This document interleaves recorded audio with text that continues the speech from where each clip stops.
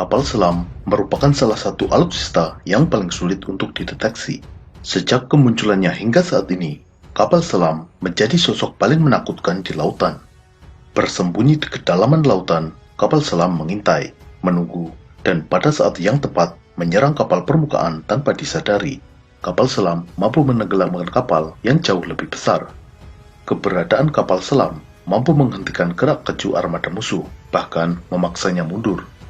Dalam video ini, kita akan mengulas seluk-beluk tentang kapal selam, mulai dari sejarah, teknologi, fungsi strategisnya dalam militer, hingga kapal selam yang dimiliki oleh Indonesia. Kita mulai dari sejarah kapal selam. Desain, pengembangan, dan percobaan untuk membuat kapal selam telah dimulai sejak abad ke-17, mulai dari hanya sekedar desain hingga pembuatan kapal selam yang dioperasikan dengan tenaga manusia hingga tenaga mesin. Pada tahun 1864, dalam Perang Saudara Amerika, kapal selam konfederasi yang bernama Hanley berhasil menenggelamkan kapal USS Housatonic. Hanley sendiri adalah kapal selam yang dioperasikan dengan tenaga manusia. Kapal ini juga bukan sepenuhnya kapal selam, karena tidak mampu benar-benar menyelam. Hanya sebagian besar badan kapal terbenam di air. Kapal selam pertama yang berhasil benar-benar menyelam adalah Submarine Explorer pada tahun 1886. Kapal selam mulai digunakan secara luas mulai awal abad ke-20. Pada Perang Dunia Pertama dan Kedua, kapal selam memberikan dampak yang sangat signifikan dalam pertempuran di lautan. Jerman menggunakan kapal selam yang diberi nama Unterseeboot yang berarti underwater boat, disingkat U-boat, atau dalam bahasa Inggris dilafalkan U-boat. Selama Perang Dunia Pertama, U-boat milik Jerman menenggelamkan lebih dari 5.000 kapal sekutu, baik kapal perang maupun kapal dagang. Dalam Perang Dunia Kedua, 3.000 kapal sekutu terdiri dari 175 kapal perang dan 2.825 kapal dagang ditenggelamkan oleh U-boat Jerman. Meskipun di akhir perang, Jerman juga kehilangan 70% armada kapal selamnya. Pada saat Perang Falkland atau Perang Malvinas, kapal selam Inggris HMS Conqueror berhasil menenggelamkan kapal jelajah Argentina yang bernama General Belgrano. Setelah kejadian ini, Argentina menyadari bahwa mereka tidak memiliki kemampuan mendeteksi kapal selam. Hal ini memaksa Argentina menarik mundur seluruh kapal perangnya dari medan pertempuran. Hanya kapal selam Argentina yang tetap berada di lautan. Pada masa Perang Dingin, meskipun Amerika Serikat dan Uni Soviet tidak pernah berperang secara terbuka, namun di kedalaman lautan, kapal-kapal selam kedua pihak saling menyusup, mencari, dan mengejar. Selama periode Perang Dingin, Amerika kehilangan 2 kapal selam nuklir, dan kapal selam Uni Soviet yang hilang atau tenggelam setidaknya 4 kapal. Kapal selam mampu terapung dan menyelam ke kedalaman. Kemampuan ini diperoleh dengan mekanisme tangki balas atau pemberat. Saat terapung, tangki ini berisi udara, sehingga daya apung kapal selam berada dalam daya apung positif. Ketika akan menyelam, udara dalam tangki balas dipindahkan ke tangki kompresor, sehingga tangki balas terisi air laut. Kapal berada dalam daya apung negatif, sehingga mampu menyelam.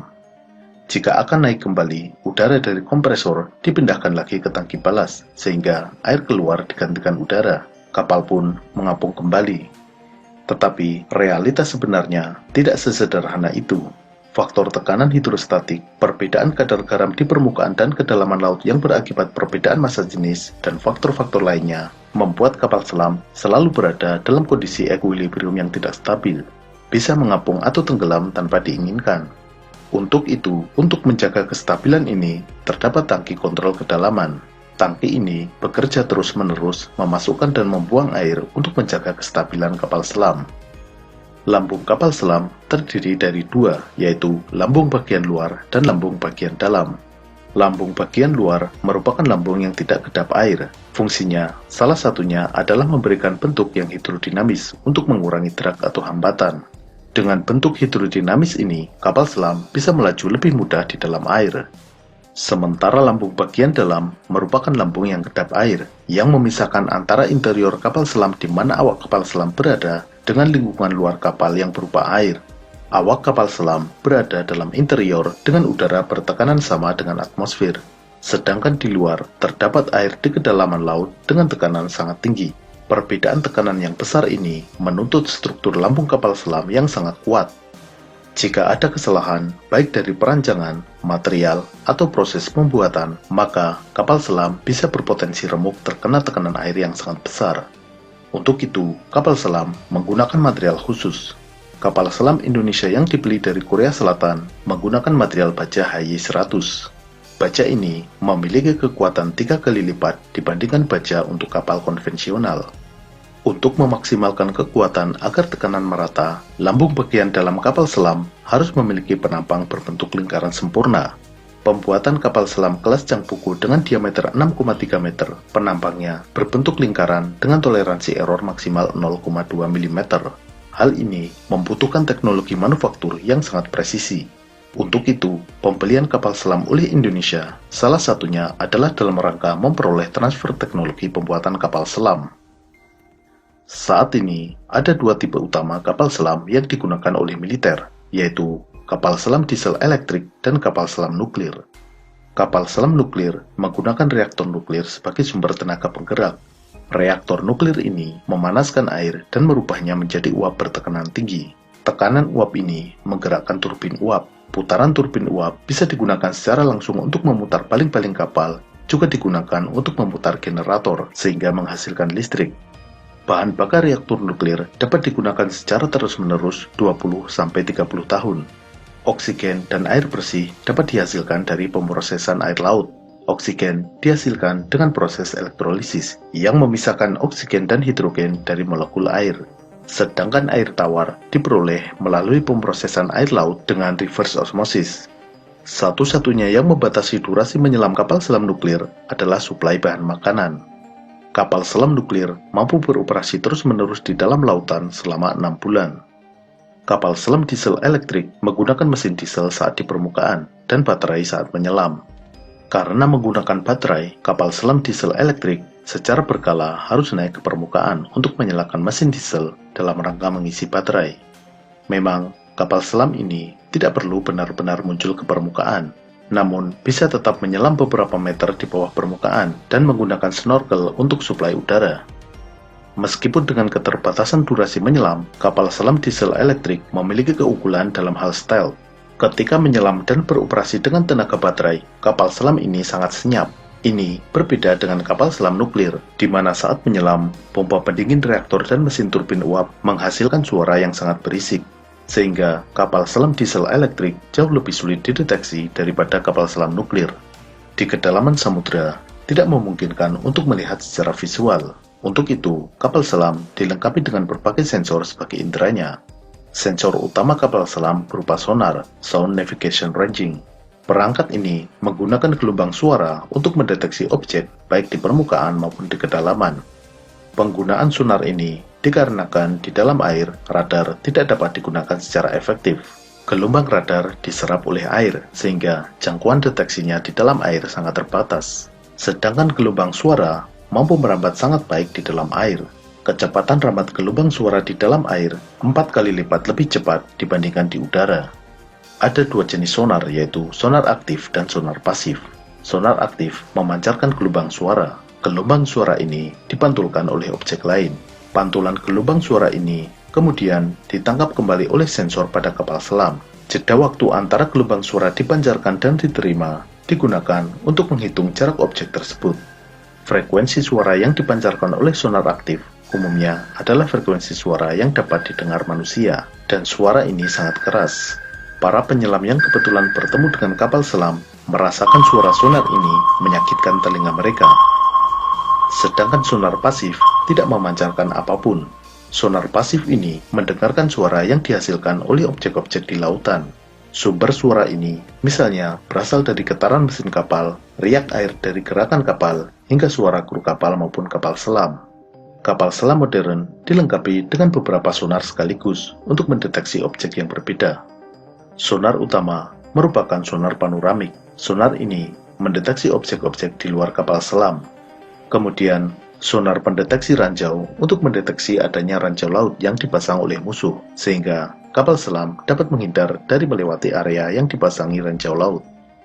Active Ranging Sonar merupakan sonar aktif yang memancarkan gelombang suara untuk mendeteksi objek di lautan, utamanya kapal musuh sebagai target. Ship Noise Measurement yang mengukur kebisingan dari kapal selam itu sendiri. Kapal selam yang terlalu bising berpotensi dideteksi oleh musuh. Passive Ranging Sonar yang mengukur jarak ke target. Flank Array Sonar untuk mendeteksi target dengan frekuensi rendah pada jarak menengah. Intercept Passive Sonar mendeteksi gelombang sonar yang dipancarkan oleh musuh dan mendeteksi posisi sumber sonar tersebut. Taut Array Sonar yang mendeteksi target jarak jauh. Persenjataan utama kapal selam adalah torpedo. Torpedo ini digunakan untuk menyerang baik kapal permukaan maupun kapal selam musuh. Torpedo diluncurkan dari kapal selam dan bergerak mencari sasaran. Ada jenis torpedo yang dikendalikan dari kapal selam maupun torpedo dengan sistem fire and forget yang dilengkapi dengan perangkat sonar. Ada pula gabungan keduanya. Saat diluncurkan, torpedo terus-menerus dikendalikan oleh sistem pada kapal selam. Antara kapal selam dan torpedo yang ditembakkan dihubungkan dengan kabel. Kabel ini bisa berupa kabel tembaga maupun kabel fiber optik. Ketika torpedo sudah mendekati sasaran, kabel ini dilepas dan torpedo menuju sasaran dengan sensor sonar pada torpedo tersebut. Ledakan torpedo memberikan dampak kerusakan yang jauh lebih besar daripada rudal permukaan. Karena meledak di dalam air, gelombang kejut ledakan torpedo menghasilkan efek yang bernama bubble jet effect. Torpedo yang meledak di bagian tengah kapal mampu mengakibatkan lambung kapal terbelah dan kapal patah menjadi dua bagian.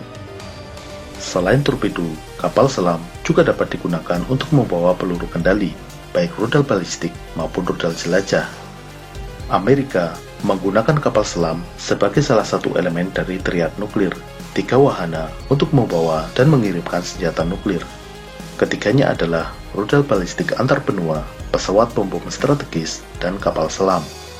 Selain untuk peperangan laut dan peluncur peluru kendali, kapal selam juga digunakan sebagai sarana infiltrasi dengan membawa personil pasukan khusus untuk menyusup ke wilayah musuh. Karena perannya yang sangat strategis, Indonesia sebagai negara kepulauan mutlak membutuhkan armada kapal selam untuk menjaga kedaulatan perairan Nusantara. Pada era tahun 60-an, dalam mendukung operasi Trikora, Indonesia memiliki hingga 12 unit kapal selam operasional, ditambah 2 unit sebagai persediaan suku cadang. Kapal perang Indonesia memiliki aturan tersendiri dalam penomoran dan penamaannya. Untuk kapal selam diberi nomor dengan awalan angka 4 dan namanya diambil dari nama senjata dalam cerita pewayangan. 12 unit kapal selam yang dimiliki Indonesia pada masa Orde Lama diberi nama KRI Cakra, Nanggala, Nagabanda, Trisula, Nagarangsang, Candrasa, Alugoro, Cumandani, Wijayadanu, Pasopati, Hendrajala, dan Bramastra. Kapal-kapal ini merupakan kapal selam kelas Whiskey buatan Uni Soviet. Meregangnya hubungan Indonesia dengan Uni Soviet setelah tahun 1965 membuat kapal selam ini kesulitan suku cadang dan akhirnya dipensiunkan tahun 1970. Indonesia pun mengalami kekosongan armada kapal selam. Pada tahun 1997, Indonesia memesan 2 kapal selam. Kapal selam tersebut merupakan tipe 209-1300 buatan Howaldtswerke dari Jerman. Kapal selam pesanan Indonesia tersebut akhirnya selesai dalam 4 tahun dan diluncurkan pada tahun 1981. Selama puluhan tahun, Indonesia hanya mengoperasikan 2 unit kapal selam tersebut.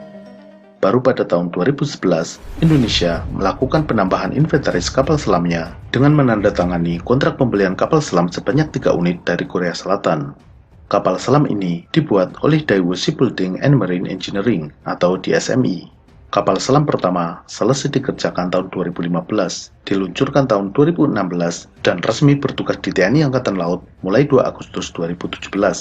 Kapal ini diberi nama KRI Nagapasa dengan nomor lambung 403. Kapal selam Indonesia yang dibeli dari Korea Selatan tersebut masih satu keluarga dengan kapal selam pengadaan tahun 77, yaitu tipe 209 buatan Jerman.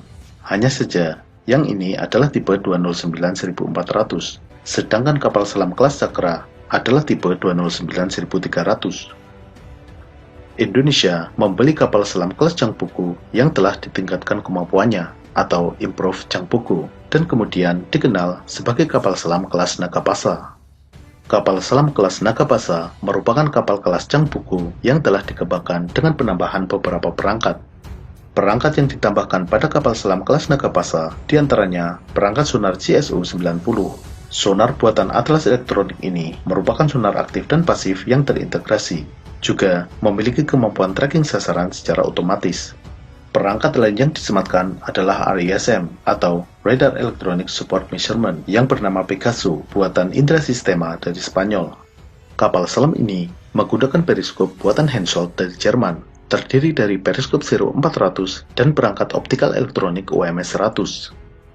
Untuk mengecoh torpedo lawan, kapal selam kelas Nagapasa menggunakan pengecoh torpedo Zuka buatan Aselsan dari Turki. Untuk persenjataan, kapal selam ini dilengkapi dengan peluncur torpedo berdiameter 53 cm. Peluncur torpedo ini bisa meluncurkan torpedo 53 cm atau 21 inch, semisal torpedo Black Shark atau IGSUT-264. Torpedo yang sudah dipasang adalah torpedo Black Shark buatan Italia. Kapal selam ini juga dapat membawa rudal anti kapal permukaan, semisal rudal Harpoon. Dalam pembelian kapal selam dari Korea ini juga terdapat proses alih teknologi. Pada proses pembuatan kapal selam KRI Nagapasa 403 dan KRI Arda Dedali 404, teknisi dari PT PAL dikirim ke Korea untuk mempelajari dan ikut dalam proses pembuatan kapal selam tersebut. Pembuatan KRI Alugoro, modul kapal selam, dibuat di Korea Selatan dengan tetap melibatkan teknisi dari Indonesia. Kemudian, modul-modul tersebut dikirimkan untuk dirakit di Indonesia di PT PAL. Setelah 3 unit kapal selam rampung, Indonesia memesan 3 kapal selam lagi dari Korea Selatan. Dalam kontrak pengadaan tahap 2, untuk kapal pertama terdiri dari 6 modul, 4 modul dibuat di Korea dan 2 dibuat di Indonesia. Kemudian, modul-modul tersebut akan dirakit di Korea. Kapal kedua, Indonesia akan membuat 4 modul dan Korea 2 modul. Lalu, modul-modul ini akan dirakit di Korea. Sedangkan untuk kapal selam ketiga, seluruh modul akan dibuat di PT PAL Indonesia. Lalu, proses perakitan juga dilaksanakan di PT PAL. Sehingga nantinya kapal ketiga ini akan dibuat di Indonesia secara keseluruhan. Pengadaan 3 kapal selam batch kedua ini direncanakan akan selesai tahun 2026. Artinya, pada tahun 2026, Indonesia akan mengoperasikan 8 unit kapal selam. Saat ini, Indonesia memiliki 5 unit kapal selam, terdiri dari 2 unit kelas Cakra, yaitu KRI Cakra 401 dan KRI Nanggala 402. 3 unit kelas Nagapasa, yaitu KRI Nagapasa 403, KRI Arda Dedali 404, dan KRI Alugoro 405. Kapal selam kelas Nagapasa memiliki bobot 1.400 ton dengan panjang 61,3 meter. Kapal ini menggunakan tenaga 4 mesin diesel MTU-12V493. Mesin diesel ini dioperasikan saat di permukaan untuk menggerakkan kapal sekaligus mengisi baterai. Ketika menyelam, baterai tadi digunakan sebagai sumber tenaga. Kecepatan saat menyelam adalah 21 knot atau 38 km per jam. Kapal selam kelas Nagapasa mampu mengangkut 40 orang, termasuk kru dan personel pasukan khusus. Dengan bahan bakar dan suplai makanan, mampu beroperasi selama 50 hari, dengan daya jelajah 18.000 hingga 19.000 km. Dengan kekuatan ini, armada kapal selam Indonesia menjadi salah satu yang terkuat di Asia Tenggara, bersaing dengan Singapura. Thailand memesan 4 unit kapal selam dari Tiongkok, namun saat ini masih dalam proses pembuatan. Malaysia memiliki 2 kapal selam buatan Perancis, yaitu KD Tun Abdul Rahman dan KD Tun Abdul Razak. Vietnam memiliki 6 kapal selam kelas Kilo buatan Rusia. Singapura saat ini mengoperasikan 5 kapal selam, terdiri dari 4 kapal selam buatan Swedia dan 1 kapal selam buatan Jerman, yaitu RSS Invincible. Tambahan 3 kapal selam yang sejenis dengan Invincible saat ini masih dalam proses pembuatan. Sementara itu, Filipina, Brunei Darussalam, Myanmar, dan Kamboja tidak memiliki kapal selam. Di selatan Indonesia, Australia saat ini memiliki 6 kapal selam buatan Swedia. Australia memang berencana menambah 12 unit kapal selam, namun dijadwalkan baru terrealisasi tahun 2030. Pada episode berikutnya, kita akan membahas jenis-jenis bahan peledak yang digunakan oleh militer.